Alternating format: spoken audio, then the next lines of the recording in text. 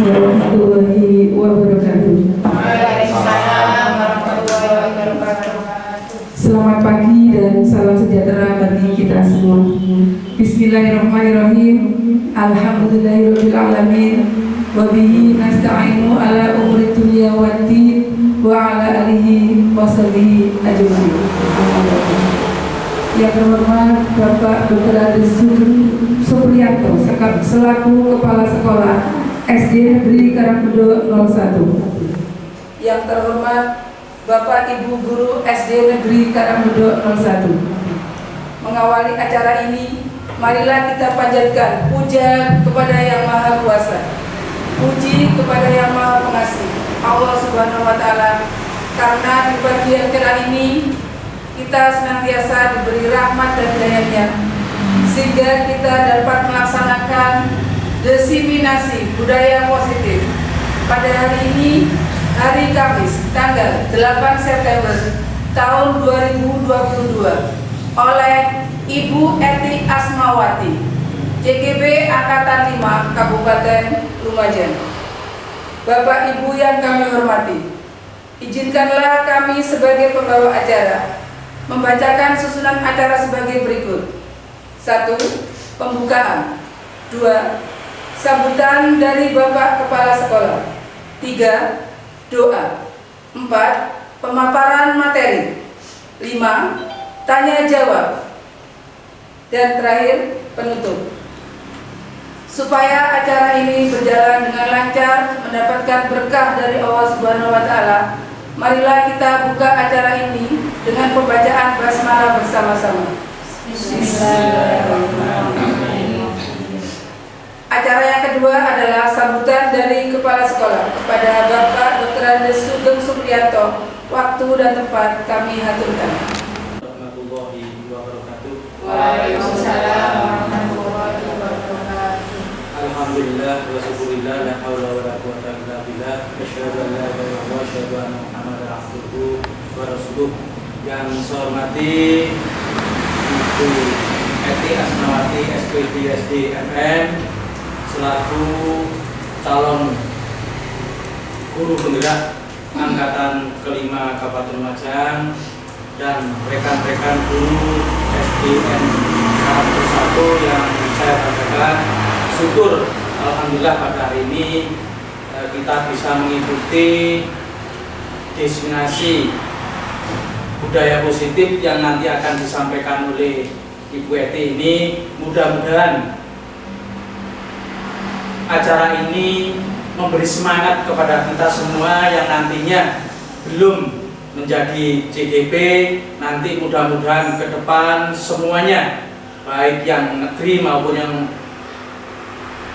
Sokwan, ini nanti mohon untuk daftar, sehingga nantinya semua di lembaga kita ini, SD Karangmudo 1 ini, sebagai guru-guru penggerak, di mana ini adalah program pemerintah yang nantinya di lembaga baik di Kecamatan Tikung maupun Kabupaten Lumajang ini diharapkan semuanya menjadi sekolah penggerak. Itu yang kami harapkan. Mudah-mudahan diseminasi ini lancar, sukses, tanpa halangan apapun. Demikian, kurang lebihnya mohon maaf. Billahi taufik wal hidayah. Assalamualaikum warahmatullahi wabarakatuh.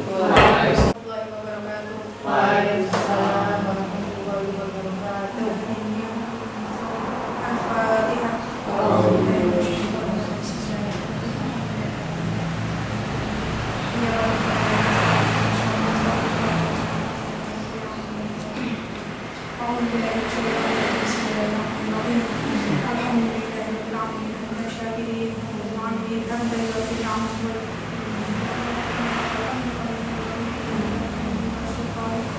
Allahumma sholli ala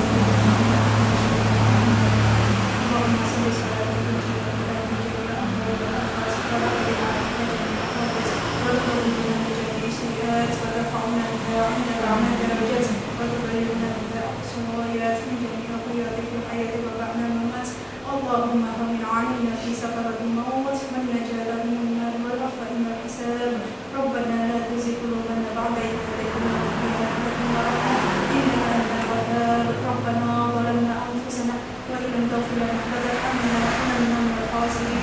اللهم اغفر لذنوبي ولوالدي وارحمهما كما ربياني صغيرا. اللهم اجعلنا أولادنا وتلامذنا من أهل العلم وأهل الخير، ولا تجعلنا من شر الضير، واجعلنا من عبادك الصالحين، واجعلنا من المقبولين.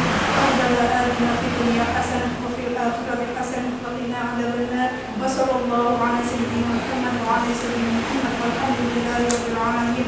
ببركة الفاتحة.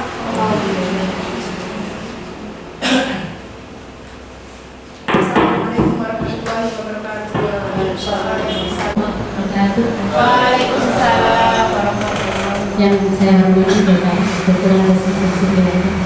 Selaku Kepala Sekolah SDN Kampung 21, yang saya banggakan Bapak Ibu guru semua. Pertama saya haturkan puji dan syukur kepada Allah yang telah melimpahkan rahmat-Nya sehingga di siang hari ini kita dapat berkumpul di sini dengan keadaan sehat walafiat. Salam salam kita berikan kehadiran Nabi besar Muhammad SAW yang telah memimpin kita di jalan yang ini. Saya berterima kasih kepada Bapak Ibu sekalian yang sudah meluangkan waktu, yang sudah melonggarkan waktunya untuk menghadiri seminar saya. Dengan segala kerendahan hati mohon izin Bapak Ibu untuk menyampaikan apa yang saya dapat di pendidikan saya. Bukan bermaksud untuk mengunjungi, bukan bermaksud untuk mengajari semua, bukan. Semua ini sebagai bentuk sharing. Apa yang saya ketahui, kebetulan saya tahu lebih dulu dibanding dengan semua. Jadi ini tentang budaya positif. Yang pertama akan kita bahas adalah makna disiplin. Apa yang kita apa yang terbayang dalam benak Anda ketika disiplin itu terguna? Apa itu? Sesuatu yang harus tertib sesuai aturan, gitu ya? Harus saklek sesuai aturan. Kalau masuk jam 7 ya jam 7, begitu ya? Nah, kata disiplin ini memang sesuatu yang gambarannya ketidaknyamanan, seperti itu. Karena dalam budaya kita, makna disiplin itu menjadi sesuatu yang harus dilakukan oleh orang lain untuk mendapatkan kepatuhan, seperti itu. Konotasinya agak tidak bagus. Padahal harusnya seseorang yang sudah memiliki disiplin diri itu berarti mereka bisa bertanggung jawab terhadap apa yang dilakukannya, karena mereka melakukan itu berdasarkan tindakan yang didasarkan pada nilai-nilai kebajikan universal. Kita sebagai pendidik, tujuan kita itu menciptakan anak-anak yang memiliki disiplin diri, sehingga mereka bisa berperilaku dengan mengacu pada nilai-nilai kebajikan universal dan memiliki motivasi intrinsik, bukan ekstrinsik. Jadi mereka datang ke sekolah dengan pas jam 7 atau sebelum jam 7 itu bukan suatu paksaan dalam diri mereka, tapi sebagai bentuk bahwa saya menghargai diri saya sendiri, saya akan menjadi orang yang disiplin, seperti itu. Jadi bukan motivasi yang karena takut pada guru, karena takut akan disetral, tapi mereka datang ke sekolah dengan disiplin dengan harapan bahwa saya menghargai diri saya sendiri, saya harus jadi orang yang disiplin, seperti itu. Disiplin itu sebagai bentuk kontrol diri, belajar untuk kontrol diri agar dapat mencapai suatu tujuan yang mulia. Nilai-nilai kebajikan universal itu, ini salah satunya.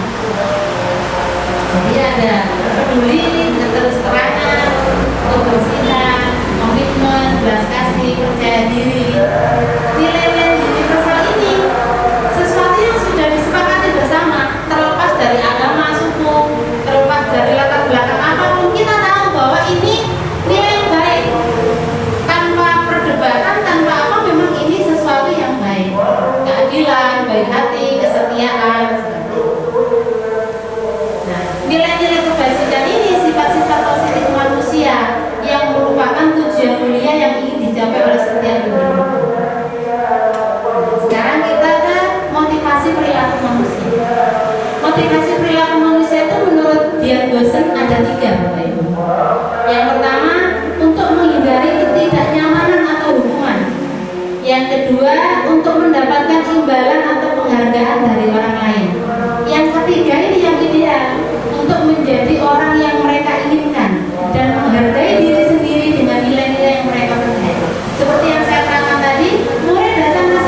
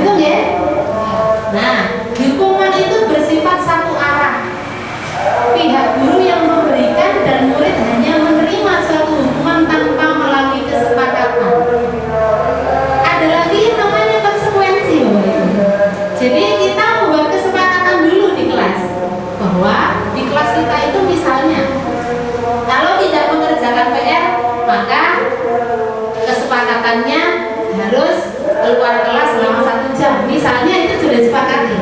Misalnya, kalau ada anak yang tidak mengerjakan PR, kemudian keluar di kelas, itu berarti suatu bentuk konsekuensi, bukan hukuman dari guru.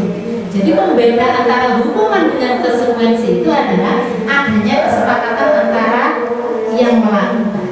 Sudahkah kita melakukan itu, Bapak Ibu? Sudah, alhamdulillah. Jadi kalau kedepannya, kalau selama ini belum, kedepannya berarti kita untuk merumuskan peraturan kelas, kita diskusi dengan anak-anak, kita libatkan. Ayo nak, misalnya ada yang terlambat, enaknya diapakan? Jadi mereka akan melakukan sesuatu itu karena kesepakatan. Oh iya, kemarin saya sudah sepakat dengan teman-teman kalau mengejek teman yang lain itu hukumannya. Nah, Bapak Ibu ya, bingung. Yang kedua, penghargaan. Penghargaan itu suatu benda atau peristiwa yang diinginkan dan yang dibuat dengan persyaratan hanya jika Anda melakukan ini maka Anda akan mendapatkan penghargaan yang diinginkan. Misalnya, suatu kelas menerapkan kalau mendapatkan 100 maka dia akan mendapatkan bintang. Itu penghargaan. Tapi apakah penghargaan itu positif, Bapak Ibu? Apakah penghargaan itu sesuatu yang baik? Menurut jenengan gimana? Baik. Di dalam suatu buku disebutkan bahwa penghargaan itu suatu hukuman yang kurang. Karena apa? Kalau anak tidak mendapat 100, dapat bintang tidak? Jadi akan menimbulkan suatu ketergantungan. Kalau motivasi intrinsiknya belum timbul. Nah, yang paling bagus itu adalah yang ketiga, restitusi. Restitusi itu proses menciptakan kondisi bagi murid untuk memperbaiki kesalahan mereka, sehingga mereka bisa kembali ke kelompok mereka dengan karakter yang lebih kuat. Restitusi itu membantu murid untuk menjadi lebih memiliki tujuan, memiliki disiplin positif, dan memulihkan dirinya setelah berbuat salah. Yang seperti yang tadi saya ulas di depan. Jadi hukuman itu sifatnya satu arah, hanya dari pihak kita sebagai guru, sedangkan konsekuensi itu berdasarkan kesepakatan yang telah dibuat. Seperti itu, Bapak Ibu. Kalau hukuman itu saat-saatnya, Bapak Ibu. Kadang kita langsung menentukan, ya wes kamu melakukan ini karena kamu tidak melakukan ini. Bentuknya hanya satu arah dari kita ke murid. Kalau konsekuensi berarti harus ada kesepakatan kelas dulu, baru konsekuensi bisa dilaksanakan. Bisa membedakan Pak Bu ya dari hukuman dan konsekuensi ya. Nah, dengan pendekatan restitusi, ketika murid berbuat salah, guru akan menanggapi dengan mengajak murid berefleksi tentang apa yang dapat mereka lakukan untuk memperbaiki kesalahan, sehingga mereka menjadi pribadi yang lebih baik dan menghargai dirinya. Nah, misalnya seperti ini Bapak Ibu. Di belakang nanti ada contoh, saya lanjut dulu. Ini ciri-ciri restitusi yang membedakannya dengan program disiplin lainnya. Restitusi itu bukan untuk menebus kesalahan, tapi belajar dari kesalahan. Seperti itu. Restitusi itu memperbaiki hubungan. Restitusi itu tawaran, bukan paksaan. Restitusi itu menuntun untuk melihat ke dalam diri. Kita sebagai pendidik itu diibaratkan sebagai petani, murid-murid sebagai benih, sekolahan sebagai ladangnya. Jadi kita itu hanya bisa menuntun perkembangan tanaman. Misalnya, kacang ini waktunya menyiangi, kacang ini waktunya memupuk. Tapi kita tidak bisa mengontrol pertumbuhan anak itu seperti apa. Kita hanya menuntut bahwa ini baik, ini tidak baik. Sedangkan perkembangan anak sesuai kodrat zaman dan sesuai kodrat sosial, kodrat alam. Berarti yang mempengaruhi anak itu bukan hanya kita sebagai pendidik, tapi juga lingkungan di rumah masing-masing. Bisa dijawab Bapak Ibu ya? Restitusi itu menguatkan. Restitusi itu fokus pada solusi. Restitusi itu fokus pada karakter bukan tindakan. Restitusi itu mengembalikan murid yang berbuat salah pada kelompoknya. Jadi orang berbuat salah bukan kok terus dikucilkan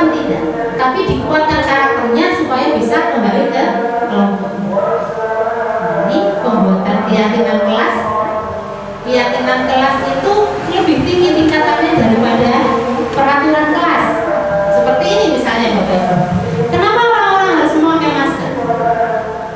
Kenapa? Karena suatu peraturan bahwa COVID harus memakai masker. Iya Bapak Ibu. Salah satunya itu. Tapi orang berkeyakinan bahwa dengan memakai masker dia menyelamatkan dirinya dari virus. Gimana? Kenapa kok harus cuci tangan tiap kali setelah bersalaman dengan orang? Apakah itu peraturan? Suatu bentuk keyakinan bahwa dengan cuci tangan setelah jabat tangan dia akan lebih terbebas dari virus. Nah, kita di murid juga seperti itu Bapak Ibu. Kita menanamkan keyakinan di anak-anak. Jadi bukan peraturan sekolah mendapatkan ulangan di bawah 30 harus lari keliling lapangan. Tapi yang kita yakinkan ke anak-anak bahwa dengan mendapatkan ulangan jelek, berarti saya harus memperbaiki diri saya. Seperti itu. Tingkatannya lebih ke keyakinan. Sekarang kita ke kebutuhan dasar manusia.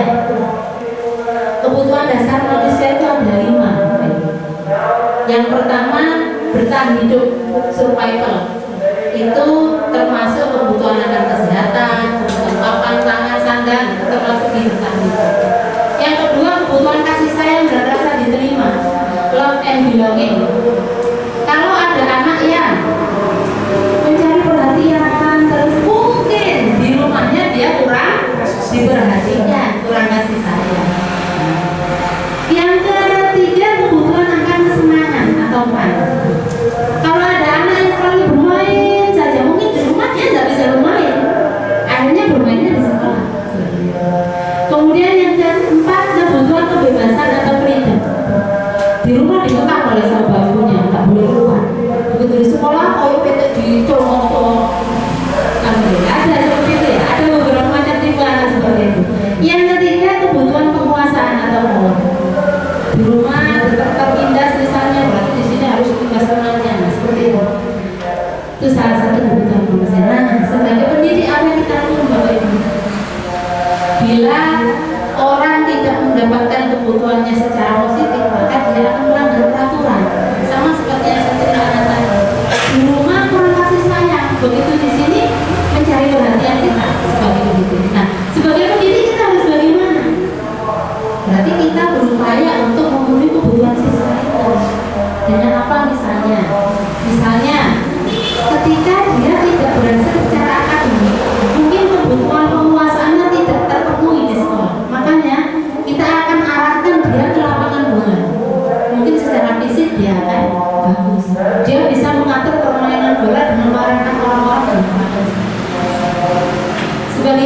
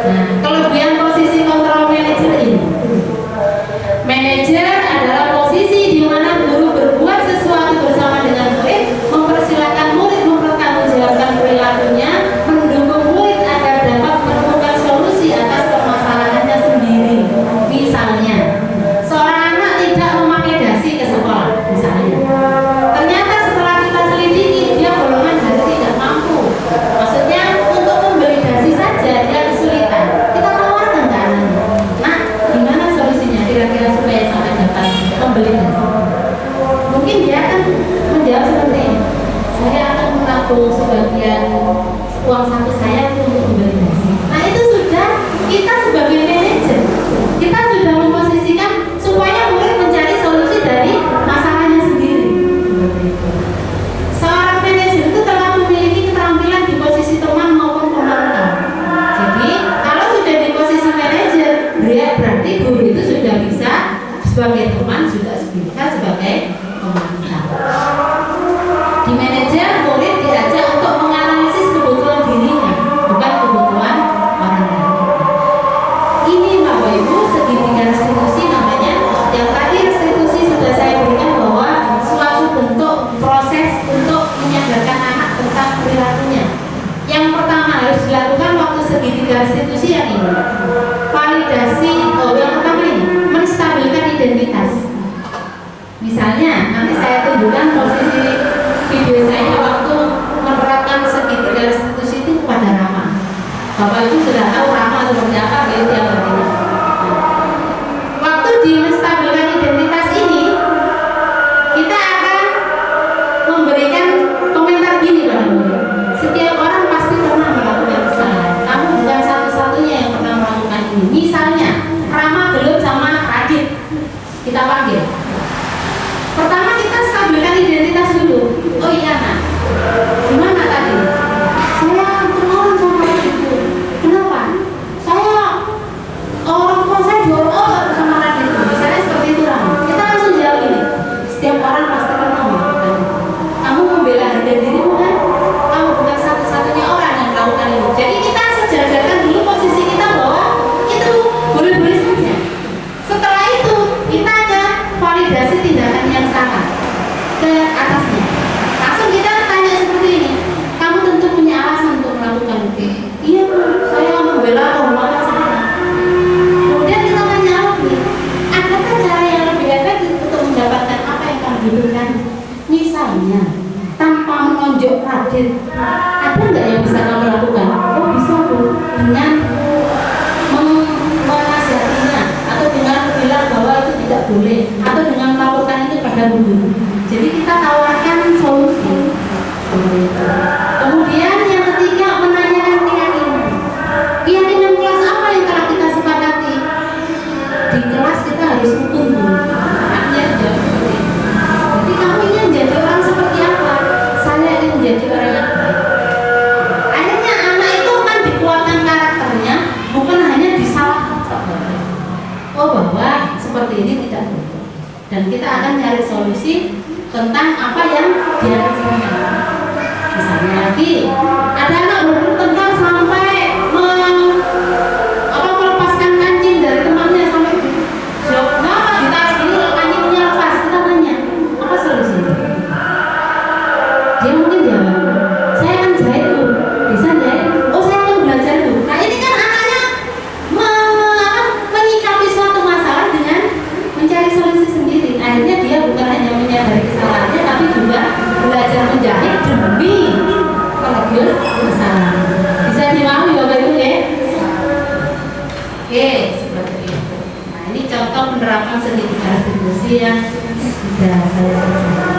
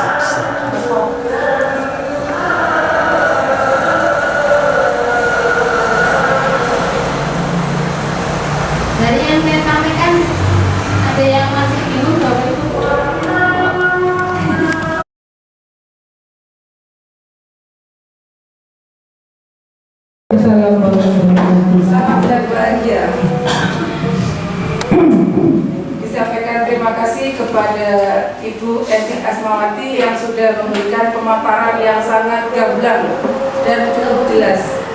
Acara selanjutnya adalah sesi tanya jawab. Mungkin ada tanggapan ataupun pertanyaan dari Bapak Ibu peserta diseminasi. Monggo mengajukan tangannya. Siapa yang belum? Terima kasih. Assalamualaikum warahmatullahi wabarakatuh. Waalaikumsalam. Ya, di sini saya mau bertanya apa yang terjadi bila salah satu kebutuhan dasar tidak terpenuhi oleh siswa. Terima kasih. Assalamualaikum warahmatullahi wabarakatuh. Waalaikumsalam warahmatullahi wabarakatuh. Disampaikan terima kasih kepada Ibu Ari yang sudah mengajukan pertanyaan. Mungkin ada satu lagi, monggo kepada Ibu Dia, monggo waktu dan tempat kami aturkan. Terima kasih. Saya akan mengajukan pertanyaan. Mengapa harus keyakinan kelas? Kok bukan peraturan kelas saja? Bisa dipahami berarti? Monggo diberikan jawaban. Kita akan kembali ke pemenuhan kebutuhan manusia. Nah, di sini disebutkan Bapak Ibu bahwa kebutuhan manusia ada 5. Bagaimana kalau tidak terpenuhi salah satunya? Misalnya anak itu di rumah kurang kasih sayang, berarti nanti di sekolah dia akan mencari perhatian. Nah, berarti sebagai pendidik kita harus bagaimana Bapak Ibu yang memperhatikan anak tersebut dengan porsinya, tidak dengan hubungan seperti itu ya. Ya, itu yang harus kita penuhi. Misalnya anak itu kurang di rumah, kurang penguasaan, karena powernya kurang di rumah dia hanya ditindas. Berarti kita alihkan di sekolah dengan memberi ruang kepada anak itu untuk memanage orang lain, mungkin dengan menjadikan dia sebagai ketua kelas atau menjadikan dia orang yang kita percaya untuk menangani sesuatu. Seperti itu, dia bisa memanage sesuatu dengan kebutuhan yang belum terpenuhi di rumah. Sangat dipahami, Bu? Ya. Kemudian untuk keyakinan kelas, kenapa kok harus keyakinan? Kenapa kok bukan peraturan saja? Dari tadi sudah saya sebutkan bahwa keyakinan itu suatu grade yang agak tinggi daripada peraturan. Kita yakinkan anak-anak bahwa peraturan itu memberikan dia sesuatu yang lebih baik. Misalnya seperti tadi, kenapa kita harus memakai masker? Karena kita yakin masker itu menyelamatkan kita dari virus. Kenapa kita harus cuci tangan? Karena kita yakin bahwa dengan cuci tangan virus di tangan kita akan hilang. Kenapa harus pakai helm waktu mengendarai sepeda? Biar tidak ditilang, Bu. Ada yang menjawab seperti itu? Ya. Kita yakin dengan memakai helm, 1, kita tidak ditilang polisi. 2, misalnya ada sesuatu buruk yang terjadi, kepala kita terselamatkan. Seperti itu. Kenapa kok tidak peraturan? Kenapa keyakinan? Gambarannya seperti itu. Terima kasih ya. Terima kasih. Salam dan bahagia. Berbahagia acara demi acara sudah kita lalui bersama. Saya sebagai pembawa acara mohon maaf atas segala kekurangan. Marilah kita tutup acara ini dengan bacaan basmalah bersama. Bacaan hamdalah bersama-sama. Alhamdulillah.